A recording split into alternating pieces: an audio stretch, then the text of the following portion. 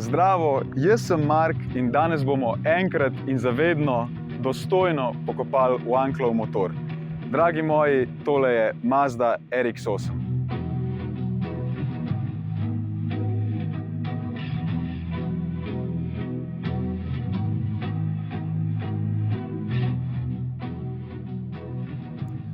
Nažalost nas je v častitljivi starosti zapustil koncept motorja, ki je Mazdo brez dvoma zapisal v zgodovino.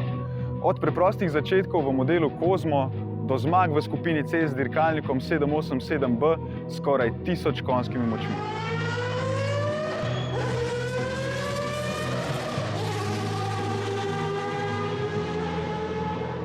V tejle RX-8 najdemo 1,3-litrski dvorotorni motor, ki proizvede 231 konjev. To je skoraj 180 konjev na liter delovne prostornine. To je za batni motor nezaslišano. Da vam dam primerjavo. Motor v Hondi S2000 proizvede le 125 konjev na liter delovne prostornine. In dobre novice se ne končajo tu. Cel motor tukaj tehta manj kot 100 kg. Zakaj sem se torej danes našel v žalno obleko? Preprosto. Zaradi tega, ker je Mazda RX-8 zadnji vzklik Wanklovega motorja. Ampak mogoče se majčkam prehitevamo. Dajmo si najprej pogledati avto od zunaj. Mazda je model RX-8 predstavila leta 2002 na trg kot nek ugoden športen avto za mlade navdušence, ki je zmožen ohraniti tudi en kanček praktičnosti. Ta prvi namig na to so tale skedenska vrata, ki vodijo do zadnjih sedežev. Ta prva stvar, ki me zaskrbi pri temu, je medosna razdalja. A je možno, da je Mazda žrtvovala vso športnost s tem, da je podaljšala kupe do te mere, da je v bistvu naredila kravo? Bomo videli. Z ženo Mazdo pa smo se najprej ustavili na bencinski črpalki, kjer si lakomno zabije žebo v lastno krsto. Wanklov motor namreč tovarniško kuri nezanemarljive količine olja, pogosto lastniki dolivajo mazivo kar v rezervoar. Torej, Azika je v resnih težavah. Kdo za vraga bi si želel športen avto z medosno razdaljo okorne limuzine in ogljičnim odtisom črede nilskih konjev?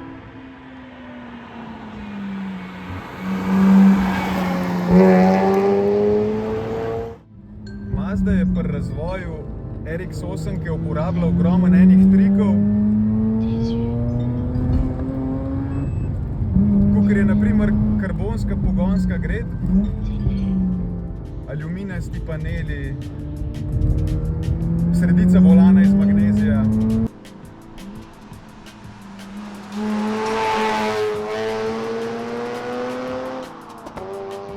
Vprašanje je zdaj, ali je bilo to dovolj,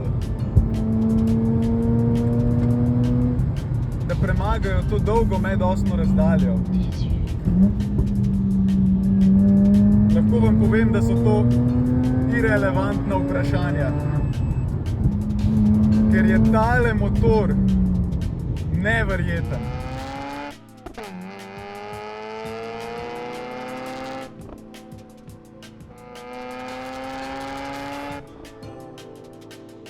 V vozniški izkušnji res kraljuje ta Wanklov motor. 6000, 7000, 8000. Začne piskati pri 9000 obratov. In kar je smešno je, da iz vidika zanesljivosti ti motorji rajš vidijo, da jih vrtiš, kakor da jih voziš na nizkih obratih.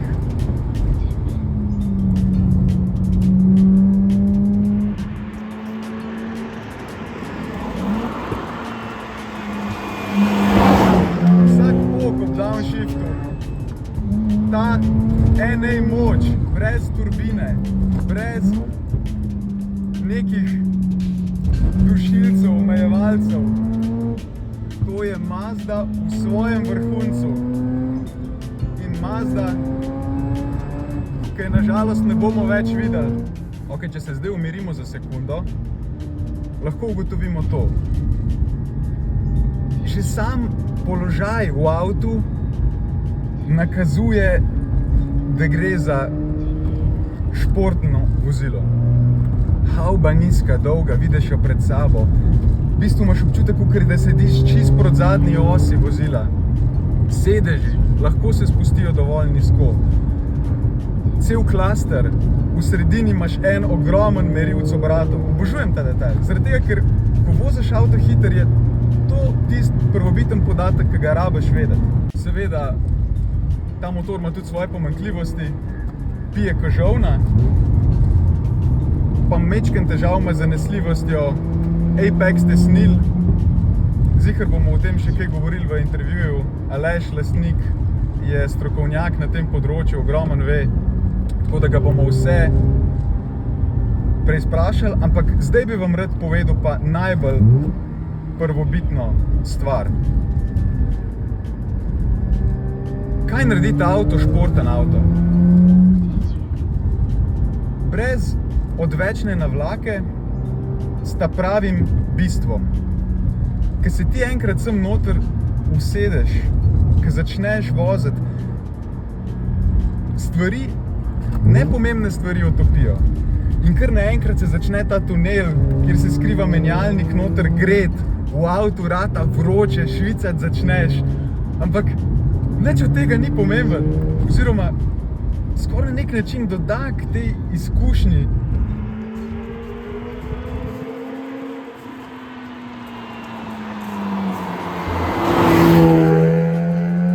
Zadnja sodba je približno takšna, da navzven mogoče deluje kakor kakšen kompromis, ampak za volanom je to simfonija iz preteklega obdobja avtomobilizma, v katerega se nažalost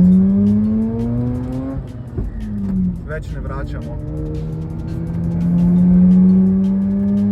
Zdaj pa intervju.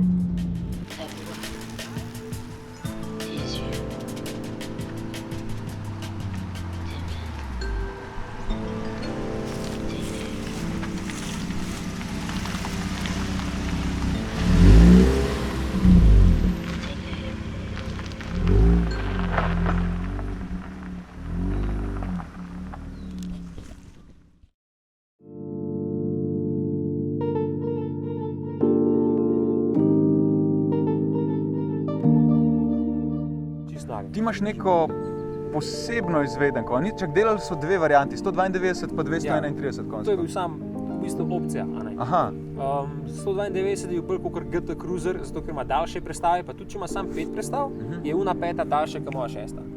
Tam ima ful krajši diferencial, ful krajše prestave. A je tudi porting drugačen ali ni? Porting je tudi drugačen. A prav res? Ja, ta motor ima v bistvu, reče se 4-port pa 6-port, ker ima lahko po 2 na rotor ali pa po 3 na rotor.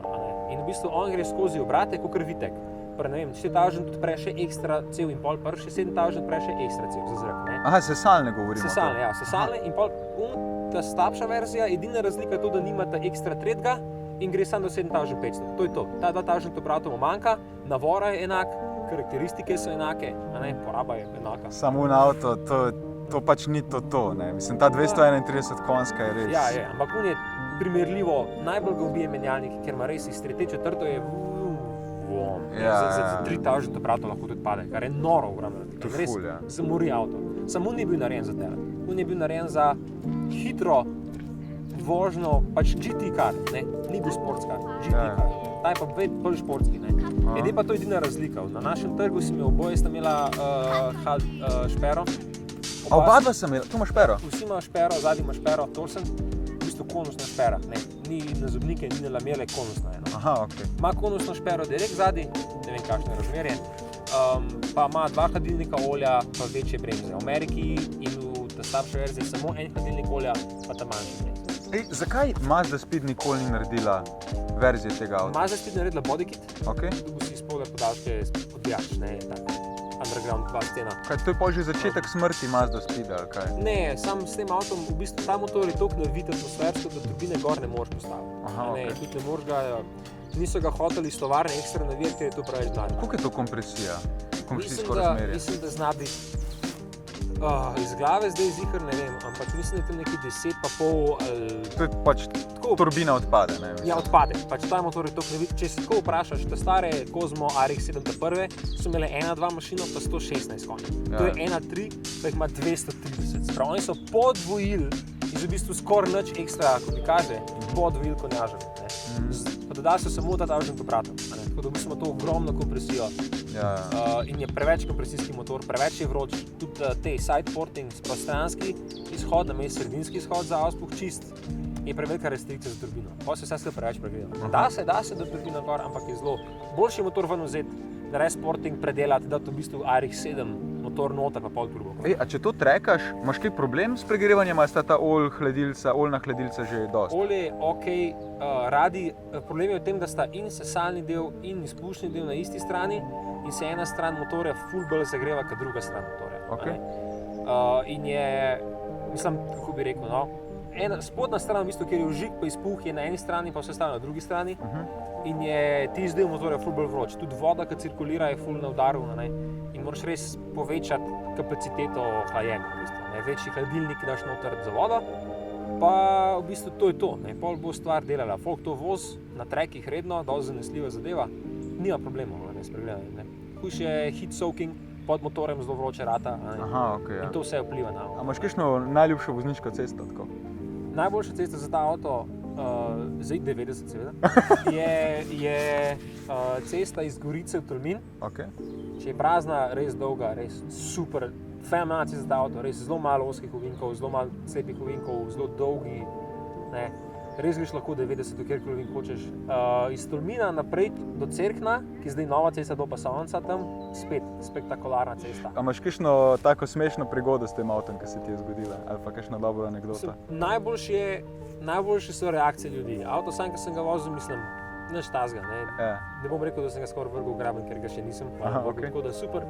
Ampak reakcije ljudi so nenormalne, koliko otrok in pade čeljuz dol, vsi vlečejo telefone, že mema.